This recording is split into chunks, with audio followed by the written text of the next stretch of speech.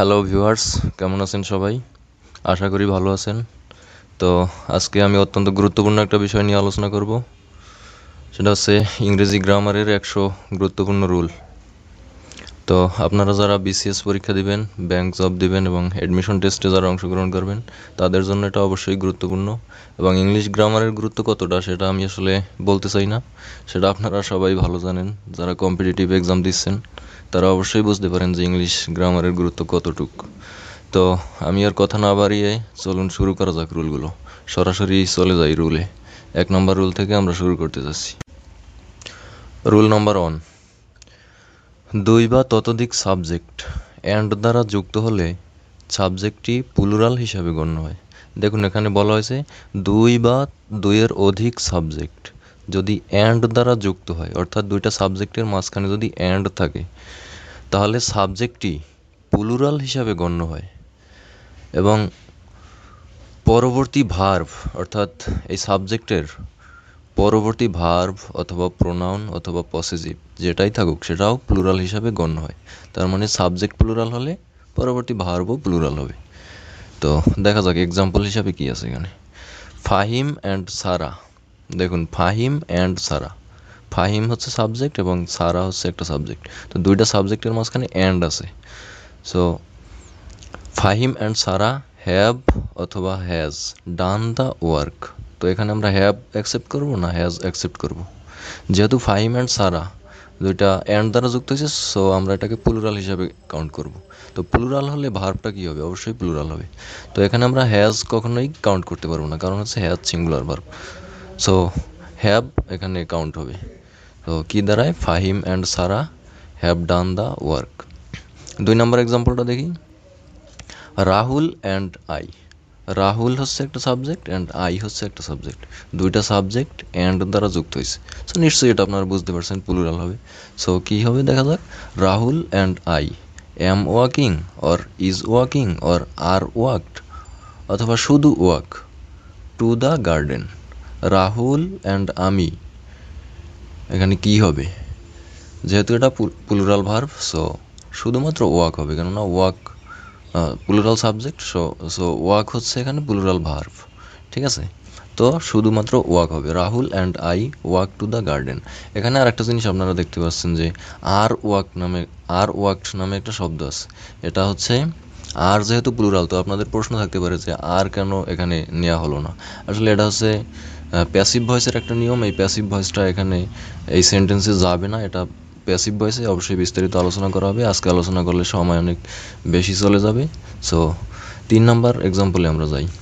এটা হচ্ছে my family and I am oblique is oblique are well. তো এখানে কী হবে? মাই ফ্যামিলি, এটা হচ্ছে একটা সাবজেক্ট অ্যান্ড আই হচ্ছে একটা সাবজেক্ট। তো অ্যান্ড দ্বারা দুইটা সাবজেক্ট যুক্ত হয়েছে। So my family and I are well. Rule number 2। Rule number 2 আসলে 1 নম্বর রুলের সাথে সম্পৃক্ত। চলুন 1 নম্বর রুলটা আবার একটু দেখে আসি আমরা।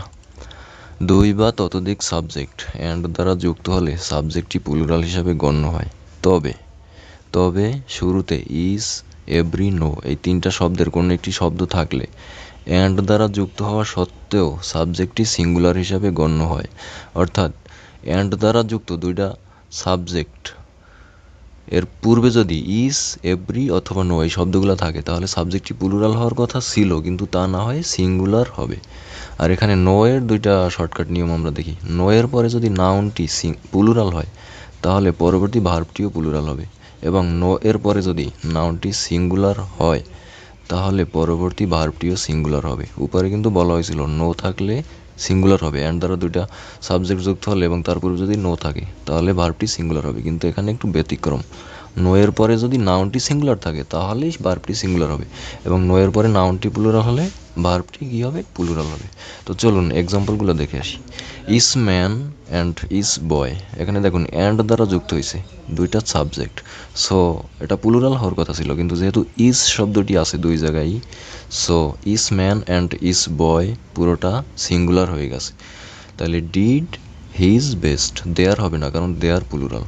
ইস man and each boy did his best. 2 number উদাহরণ। No friend and no relative.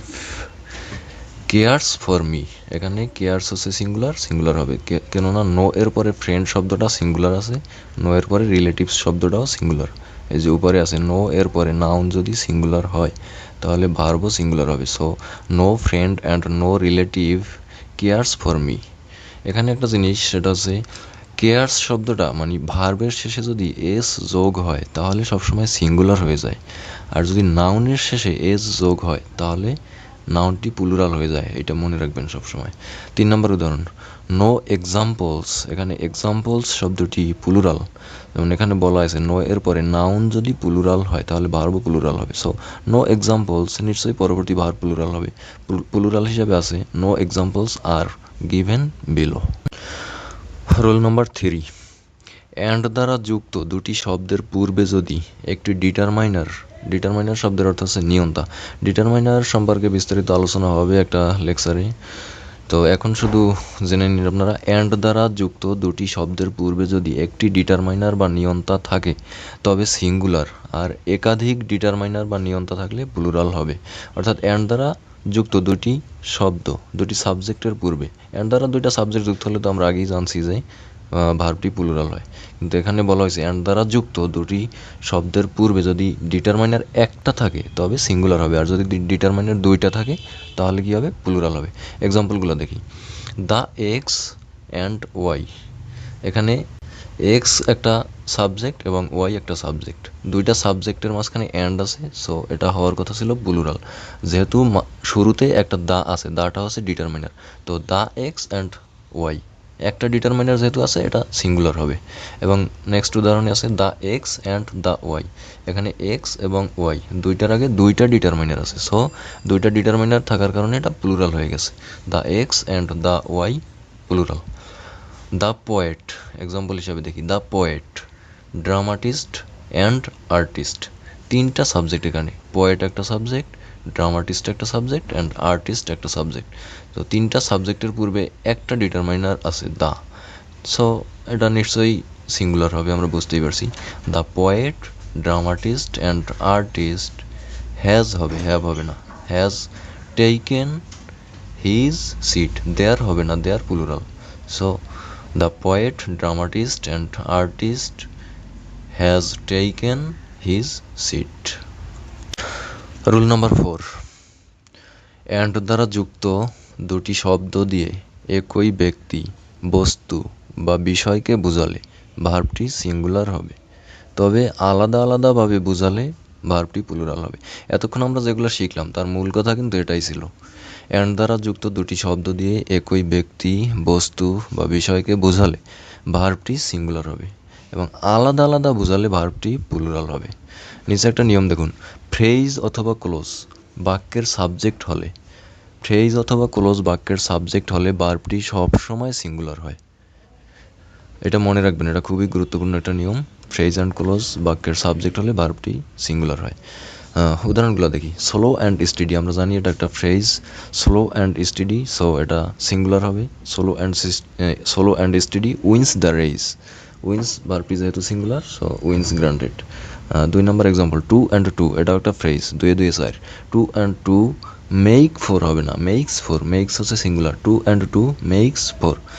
3 number উদাহরণটা, এটা একটা ব্যতিক্রম নিয়ম, যেহেতু এটা একটা প্রবাদ বাক্য, সো এটা ব্যতিক্রম হিসাবেই ইউজ হবে, যদিও নিয়ম অনুযায়ী হওয়া উচিত। টাইম অ্যান্ড টাইড একটা ফ্রেজ, এটা যেহেতু সিঙ্গুলার, সো ভার্ব হিসাবে ওয়েটস হওয়ার কথা ছিল, কিন্তু এটা প্রবাদ বাক্য বলে time and tide wait for none, ভার্বটি প্লুরাল হবে, যেভাবে প্রবাদ বাক্যে ব্যবহৃত হয় সেভাবেই ব্যবহার করতে হবে, এটার কোনো চেঞ্জ হবে না। So time and tide wait for none. Rule number 5, or nor but, এটা হচ্ছে এই রুলের শিরোনাম। অর থেকে দুইটা শব্দ আসবে, অর অথবা ইদার অর।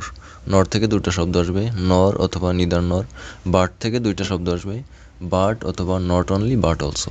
সো উপরের শব্দগুলো দিয়ে যদি দুটি সাবজেক্টকে যুক্ত করা হয়, অর্থাৎ উপরের 6টা শব্দ দিয়ে অর, ইদার অর, নর, নিদার নর, but, not only but also, এই শব্দগুলো দিয়ে দুটি সাবজেক্ট যুক্ত হলে তাহলে ভার্ব এর নিকটবর্তী সাবজেক্ট অনুযায়ী, অর্থাৎ ভার্বের কাছে যে সাবজেক্টটা থাকবে সেই সাবজেক্ট অনুযায়ী ভার্বটি বসবে। উদাহরণগুলো দেখি তাহলে ক্লিয়ার হবে। আরেকবার রুলটা পড়ে নিই। উপরের শব্দগুলো দিয়ে যদি দুটি সাবজেক্টকে যুক্ত করা হয় তাহলে ভার্বের নিকটবর্তী সাবজেক্ট অনুযায়ী ভার্বটি বসবে। উদাহরণগুলো যেমন প্রথম উদাহরণে আছে either the manager or his assistants. এখানে দেখুন ইদার দ্য ম্যানেজার, ম্যানেজার হচ্ছে প্রথম সাবজেক্ট, এটা singular subject. Or his assistants, assistants হচ্ছে দ্বিতীয় সাবজেক্ট, এটা হচ্ছে প্লুরাল। তো দেখুন ভার্ব হচ্ছে হ্যাজ আছে অথবা হ্যাভ আছে, আমরা কোনটা কাউন্ট করব? হ্যাভ কাউন্ট করব, কেননা এই ভার্ব দুইটার কাছাকাছি সাবজেক্ট কোনটা? অ্যাসিস্ট্যান্টস নিশ্চয়ই। ম্যানেজার হচ্ছে দূরের, সো দূরেরটা কাউন্ট হবে না। Either the manager or his assistants, ভার্বের নিকটবর্তী সাবজেক্ট অ্যাসিস্ট্যান্টস কাউন্ট হবে। তো অ্যাসিস্ট্যান্টস যেহেতু প্লুরাল, সো ভার্বও প্লুরাল হবে, have qualified. Either the manager or his assistants have qualified. 2 number rule, neither Rimi nor her sisters. Rimi হচ্ছে প্রথম subject, neither Rimi nor her sisters, sisters হচ্ছে এখানে প্লুরাল আর রিমি হচ্ছে সিঙ্গুলার। পরবর্তী ভার্ব আছে কি? হ্যাজ অথবা হ্যাভ। এই ভার্ব দুইটার কাছাকাছি ইয়ে আছে কোনটা? সাবজেক্ট আছে কোনটা? নিশ্চয়ই সিস্টার্স, কারণ এই যে রিমি সাবজেক্টটা কিন্তু দূরে, তো কাছের সাবজেক্টটা সবসময় গ্রান্টেড হবে। যেমন neither Rimi nor her sisters have been qualified, have plural হবে যেহেতু সিস্টার্স প্লুরাল। 3 নম্বর উদাহরণ, not only Fahim but also Sara. এখানে দেখুন ফাহিম একটা সাবজেক্ট, সারা একটা সাবজেক্ট, পরবর্তী ভার্ব হচ্ছে হ্যাজ অথবা হ্যাভ, এবং এই ভার্বের কাছাকাছি সাবজেক্ট হচ্ছে সারা। তাহলে দেখুন not only Fahim but also Sara, Sara কি এখানে? সিঙ্গুলার, সিঙ্গুলার হলে পরবর্তী ভার্ব কোনটা কাউন্ট হবে? হ্যাভ না হ্যাজ? নিশ্চয়ই হ্যাজ, সিঙ্গুলার ভার্বটি কাউন্ট হবে। তো not only Fahim but also Sara has done, এখানে হিজ হবে না হার হবে? যেহেতু সারা মেয়ে, সো হার হবে, এবং দেয়ারও হবে না কারণ সারা সিঙ্গুলার। সো কি দাঁড়ায়? Not only Fahim but also Sara has done his, sorry, has done her work. Rule number 6, or nor but Sara, অর্থাৎ পূর্ববর্তী রুল নাম্বার 5-এ যে আমরা অর নর বাট এই যে রুলগুলো পড়ছিলাম, এখানে যে 6টা শব্দ ছিল, এই 6টা শব্দ ছাড়া অর্থাৎ অর নর বাট ছাড়া সকল কনজাংশন, যেমন together with, along with, with, including to, এখানে উইথ শব্দটা 2বার হয়েছে, একবার আপনারা ধরবেন। টুগেদার, সরি, এখানে টুগেদার উইথ এক লগে হবে, টুগেদার উইথ এক লগে হবে, শব্দটা নিচে নেমে গেছে। সো দেখুন together with, along with, with, including to, as well as, and not, accompanied by, accompanied with, and no. এই শব্দগুলো খুবই খুবই ইম্পর্টেন্ট, এগুলো আপনারা একবারে মুখস্থ করে ফেলবেন। এখান থেকে অনেক প্রশ্ন আসবে, পরীক্ষায় আসেই এখান থেকে প্রশ্ন। সো এই শব্দ কয়টা একবারে মুখস্থ ঠোঁটস্থ করে ফেলবেন। Together with, along with, with, including to, as well as, and not, accompanied by, accompanied with, and no. তো এই শব্দগুলো যদি থাকে, এই শব্দগুলো দ্বারা যদি দুটি সাবজেক্ট যুক্ত হয় তাহলে প্রথম সাবজেক্ট অনুযায়ী ভার্ব এবং প্রোনাউন বসবে। অর্থাৎ আগের রুলে আমরা দেখছিলাম যে অর্ণর বাট দ্বারা যে শব্দগুলো ছিল, এই শব্দ দ্বারা দুইটা সাবজেক্ট যুক্ত হলে ভার্বের নিকটবর্তী সাবজেক্ট অনুযায়ী ভার্বটি কাউন্ট হতো, কিন্তু এখানে হচ্ছে প্রথম সাবজেক্ট অনুযায়ী। এই শব্দগুলো দ্বারা যদি কোনো সাবজেক্ট যুক্ত হয়, কোনো দুইটা সাবজেক্ট যুক্ত হয়, তাহলে নিশ্চয়ই প্রথম সাবজেক্ট অনুযায়ী ভার্ব হবে, পরবর্তী সাবজেক্ট এখানে কাউন্ট হবে না, সেটা দেখারই দরকার নাই। প্রথম সাবজেক্ট অনুযায়ী এখানে ভার্ব কাউন্ট হবে। যেমন উপরের শব্দগুলো দ্বারা দুটি সাবজেক্ট যুক্ত হলে প্রথম সাবজেক্ট অনুযায়ী ভার্ব এবং প্রোনাউন বসবে। সো এক্সাম্পলগুলো দেখি আমরা।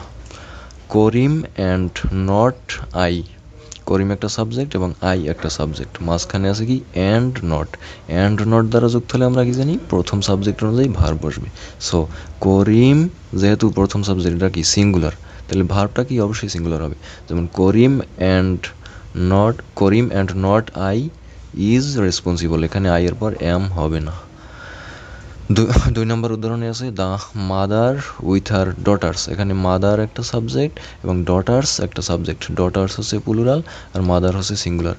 দ্য মাদার উইথ শব্দটা এখানে আছে, আমরা জানি কি উইথ শব্দটা থাকলে, এই যে উইথ শব্দটা থাকলে প্রথম সাবজেক্ট অনুযায়ী ভার্ব হবে, তাহলে প্রথম সাবজেক্ট কি? দ্য মাদার, এটা সিঙ্গুলার, তাহলে কি হবে? The mother with her daughters was asleep, এখানে ওয়ার হবে না কারণ ওয়ার প্লুরাল আর ওয়াজ সিঙ্গুলার।